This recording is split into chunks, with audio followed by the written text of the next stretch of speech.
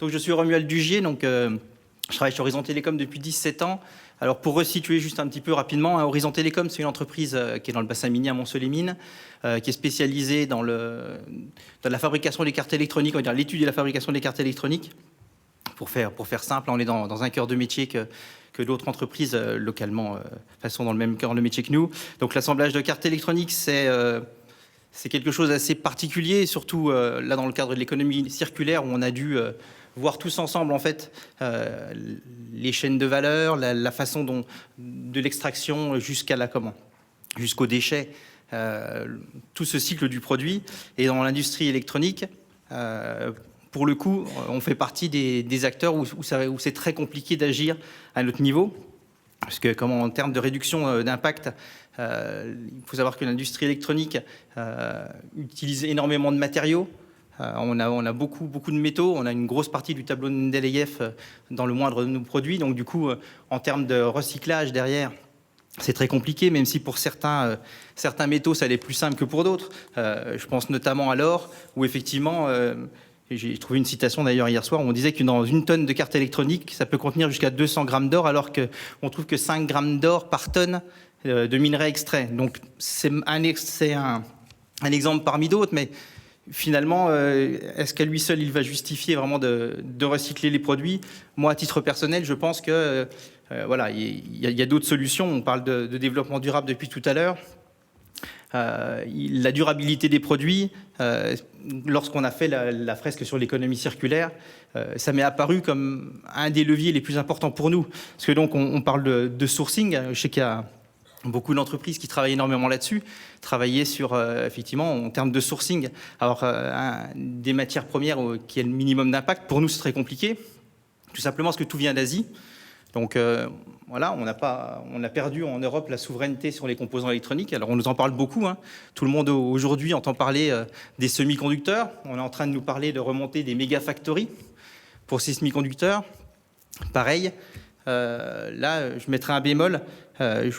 J'ai retrouvé quelques chiffres que j'aime bien donner régulièrement, mais que je voulais être sûr qu'ils soient justes. Le géant TSMC, donc à Taïwan, qui fabrique les semi-conducteurs, son usine principale consomme 100 000 m3 d'eau par jour. Donc on peut peut-être aussi s'interroger sur le fait que ce soit une opportunité qu'on remonte des méga-factories en France. Voilà. Et 7 milliards de kilowattheures par an d'électricité. À l'heure où on nous parle qu'on va passer un hiver un peu compliqué. Voilà. C'est vrai que dans notre métier, donc je le disais tout de suite, la durabilité des produits semble pour l'instant le levier le plus important, c'est-à-dire que de base, vraiment, l'industrie de l'électronique, on a l'habitude de dire que nos produits ont des cycles de vie très courts. Vous voyez bien les smartphones, vous voyez bien tout ce qu'on utilise. On a pour habitude quand même de les changer assez régulièrement. Ils sont par nature très rapidement obsolètes, sans parler de l'obsolescence programmée, c'est-à-dire le fait finalement de concevoir ces produits pour une durabilité moindre, parce qu'on sait que l'usage fait qu'on ne va l'utiliser que 2 ou 3 ans. Donc ça fait partie des choses qui, à mon sens, sont les premiers leviers. Donc je le dis dans la vidéo, on a beaucoup de clients. Alors nous, on fabrique des produits qui sont pas dans le secteur consumer, ce qu'on appelle. Donc c'est-à-dire c'est pas pour des clients comme vous et moi, mais c'est pour des clients industriels. Donc on est déjà sur des produits qui, en termes de durabilité, dans le cahier des charges, sont relativement longs. On est sur 10 ans, 20 ans. Donc c'est vrai qu'on a déjà, nous, de par nature, dans notre métier, chez Horizon Télécom, cette volonté de faire durer les produits. Au niveau des produits, on a de plus en plus de dialogue avec nos fournisseurs, pas nos fournisseurs, pardon, nos clients, sur le fait de réparer, le réemploi des produits. Vraiment, c'est quelque chose qui revient de plus en plus et on a fait une étude très régulièrement et je voulais vous partager les chiffres. Le réemploi d'un produit, par exemple, dans notre entreprise, ça nécessiterait 40 à 60% du coût initial. Donc ça peut paraître relativement élevé, mais c'est au prix de ne pas refabriquer ce produit. Donc voilà, après, tout à chacun de voir, mais tout à l'heure, il y avait un petit peu un débat là sur l'oxymore de développement durable. Je pense qu'on peut faire du business aussi dans le réemploi, aussi justement en ayant un suivi de nos produits tout au long de leur vie, en les ramenant à l'usine, en faisant des échanges standards, en travaillant plus sur l'économie de la fonctionnalité qui est chère à Nicolas. tout ce genre de choses. Voilà, il y a un vrai business à faire. Je pense qu'on peut avoir une croissance quelque part économique, mais en ayant une décroissance de la production. Il va falloir juste changer un petit peu les manières de faire et probablement mieux former le personnel, puisque le but sera de maintenir tous nos produits pendant un certain temps. La fresque de l'économie circulaire, ça nous a permis aussi de nous interroger. C'est pour ça que je ne voulais pas forcément m'appesantir là-dessus, mais ce que j'ai dit à la fin de la vidéo, c'est-à-dire que sur par contre la partie fin de vie de nos produits, gestion des déchets, gestion des emballages, on a énormément d'emballages. Nous, dans l'industrie électronique, il faut savoir que, je ne vais pas dire que tout arrive au compte-gouttes, mais pas loin, quoi. On est dans une société qui est organisée autour de plateformes logistiques dans le business de l'électronique. Et donc, la moindre bobine de composants de quelques grammes arrive seule d'un coin ou l'autre de l'Europe tous les jours. Donc, en termes d'emballage, je vous laisse imaginer le désastre. Donc, justement, un des points qu'on a évoqué pendant cette journée, ce serait de voir comment on peut valoriser. Donc tout à chacun, on a des emballages, on a des conditionnements. Donc nous, en termes d'emballage final, pour nos clients, en termes de packaging, depuis 2011, l'entreprise a arrêté le packaging jetable. Ça veut dire qu'on refuse de livrer dans un packaging qui ne revient pas chez nous. Donc c'est des caisses navettes.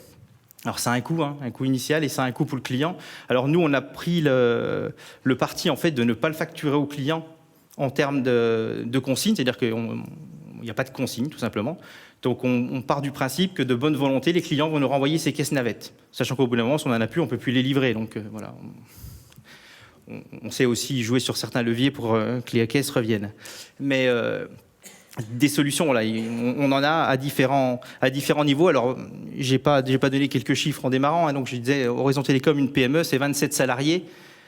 Donc, le but, c'est d'essayer de faire aussi à notre échelle. Vous l'avez bien compris, on est un peu au milieu de la chaîne de valeur, toutes ces extractions, toute la première partie en fait, de l'industrie électronique qui arrive jusqu'à nous. On n'a pas beaucoup de maîtrise dessus, surtout en étant une PME de 27 salariés à Montceau-les-Mines.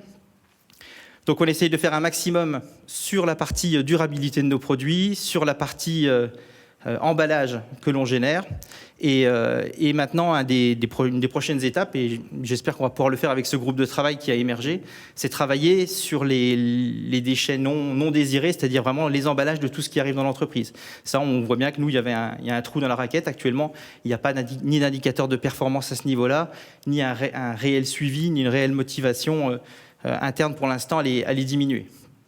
Enfin, les diminuer déjà, c'est pas facile parce que, comme je le disais tout de suite, on n'a pas d'impact sur nos fournisseurs en fait pour leur demander de réduire ces emballages. Par contre, d'un autre côté, on reste acteur de ce qu'on en fait. Est-ce qu'on les revalorise? Est-ce qu'on voilà. Je crois que c'est à peu près tout ce que je m'étais noté. Alors c'est vrai que je suis peut-être pas aussi comment dirais-je. Le constat est un petit peu plus noir peut-être que. Moi, je te propose de venir t'asseoir 2 minutes parce qu'on a encore du temps. Est-ce que tu es d'accord? Je te tutoie, tu me permets, parce qu'on se connaît par ailleurs. On s'est déjà croisés notamment sur cet atelier de la fresque climat. Et moi, j'avais envie de te poser quelques questions. Je t'écoute. Déjà, alors tu l'as expliqué brièvement, mais en tant que citoyen dans la sphère privée, c'est des questions qui t'agitent, qui t'animent. Oui, tout à fait. Est-ce que ce groupe en fait peut te permettre de résoudre en fait l'équation parfois complexe entre ses engagements personnels, ses convictions, sa volonté d'agir sur son territoire, et puis de les mettre en application ou de les faire, de réduire le delta entre ce que tu penses à titre individuel et ce qui est possible de mettre en application dans une entreprise du territoire? Alors, en partie, je pense que, principalement, là, on a surtout parlé des déchets qui bien souvent, même dans la sphère privée, est un peu le point d'entrée. Quand on parle de développement durable et d'écologie, on commence souvent par parler de la gestion des déchets. C'est un peu le premier point. Et nous, malheureusement, c'est ce que je disais à l'instant, c'est ce qui peut être un petit peu frustrant, c'est que actuellement, comme en amont et en aval, on n'a pas beaucoup de leviers. Pour le coup, c'est un des sujets qui peut être le plus intéressant. Oui. Surtout qu'on a identifié un vivier, puisque, comme je le disais, avec nos clients, on travaille vraiment en caisse navette. Donc, on a essayé de réduire un maximum les déchets à ce niveau-là. On est, depuis cette année, vraiment dans des phases de négociation pour récupérer nos produits en fin de vie, pour pouvoir les revaloriser malgré le coût, je parlais de 40 à 60% du coût initial, mais force est de constater que nos clients ont trouvé que c'était loin d'être déconnant, quoi. Ils trouvaient vraiment que c'était très intéressant. Donc du coup, oui, il nous reste ça où il y a un vivier et où effectivement je me sentirais d'autant mieux à titre personnel en me disant voilà, et dans les différents leviers qui sont à notre portée, même s'ils sont minces, que chacun soit exploité. Et à l'échelle de la communauté urbaine, justement, peut-être qu'à plusieurs, on peut réfléchir sur ce qu'on peut en faire, parce que dans l'absolu, actuellement, nous, ces déchets d'emballage qui arrivent, à part qui repartent dans le circuit de recyclage plus ou moins classique, en fonction des déchets industriels qu'on a. On a des partenaires, évidemment, pour ça, mais ça aurait été bien de les revaloriser autrement. Et c'est un peu dans l'idée que j'ai du côté circulaire, en fait, de l'atelier, c'est de se dire, il y a un peu de manière idyllique, quoi. Est-ce que les déchets de certains ne peuvent pas servir de matière première à d'autres? Alors ça paraît compliqué, surtout qu'on est tous dans des domaines un peu différents. Mais c'est bien, c'est une bonne transition encore. Du coup, moi, ça m'a interpellée en assistant à cet atelier aussi, de voir que, alors j'imagine que c'est un peu réconfortant de rencontrer aussi des pairs qui sont dans une démarche volontaire comme celle que tu peux avoir. C'est clair. Mais ce qui était assez étonnant, c'est de voir qu'effectivement des entreprises de tailles différentes, dans des secteurs d'activité différents, en fait, vont avoir des problématiques qui se rejoignent. C'est-à-dire, et pas peut-être sur la problématique du plastique, comme ce que tu viens de nous évoquer, ou du recyclage, mais aussi en termes de business. On parlait de rentabilité tout à l'heure, c'était une des questions. En fait, les personnes moi, que j'ai vues, clairement disent nous, on est peut-être un peu inquiets, peut-être on a envie d'anticiper, de ne pas attendre qu'on soit au pied du mur pour agir. Et du coup, on se rend compte qu'il y a une vraie convergence des enjeux et des problématiques et des défis à relever, alors que c'est des secteurs d'activité très très différents, quoi. Oui, c'est clair. Ouais. Et je pense que l'exemple que j'ai donné d'avoir fait l'étude pour voir un petit peu ce que coûterait le réemploi de nos anciens produits, c'est vraiment dans l'air du temps. Là, on a énormément de pénurie de matériaux. Pour vous donner des idées, sur certains composants, on a 72 semaines de délai. Je ne sais pas si vous imaginez comment on peut se projeter avec 72 semaines de délai. Donc, forcément, l'intelligence collective, là, elle tourne à plein régime, puisque quand vous commencez à avoir autant de délais, on se repose des questions un peu plus, je dirais, de bon père de famille ou de bon sens paysan. C'est de se dire, voilà, qu'est-ce qu'on fait maintenant? On va pas pouvoir refabriquer. Donc là, c'est même pas une histoire de volonté de croissance ou de la production ou pas. C'est qu'on est tenu à la source, soit par les énergies, soit par les matières premières. Donc maintenant, comment on fait pour quand même continuer à assurer le service? Parce que ces produits-là, c'est pas, en plus, nous, dans notre cas, c'est pour de l'assistance à la personne. Donc du coup, il y a un vrai besoin, et on peut pas se permettre que ces produits-là ne marchent plus. Donc comment on fait pour redonner ça? Et 60 à 40% du prix, ça veut dire aussi du business. Donc finalement, tout le business qu'on fera pas quelque part en produisant, on le fera en maintenant le service et en maintenant la fonctionnalité de tout ça, de ce système. Et Monsieur Gomez disait dans la vidéo, il parlait de rêve. Est-ce que toi, cet atelier coopératif, c'est quelque chose qui peut te faire rêver à horizon 2030, justement, de réalisation concrète, pas juste d'un atelier de travail, mais de dire de ce groupe de travail, est-ce qu'il va naître quelque chose de concret à ton sens, et qu'est-ce que toi, t'en attends? Alors, au-delà de participer ensemble justement au retraitement de ces déchets, ce que je pense surtout, ce qui est important, c'est de continuer à communiquer, à engager nos salariés aussi dans cette réflexion. En fait, moi j'en attends plus en termes de communication et d'engagement de chacun. C'est-à-dire que vraiment le fait de se mettre ensemble, de se dire on n'est pas seul, de se dire voilà, c'est peut-être pas, ça peut pas être notre préoccupation peut-être de tous les jours parce qu'on a la tête dans le guidon, mais au moins à intervalles réguliers, on implique nos salariés, on s'implique tous et on essaye petit à petit de raccrocher de plus en plus de monde, parce que je pense que c'est ça aussi, il faudrait que le groupe grossisse, qu'on soit de plus en plus nombreux pour, comme je le disais tout à l'heure, pour peser tout simplement, pour que ce soit intéressant. Il y a toujours des masses critiques quand on essaye de recréer un business model sur un recyclage ou autre. Quand vous avez des petites quantités, c'est pas facile.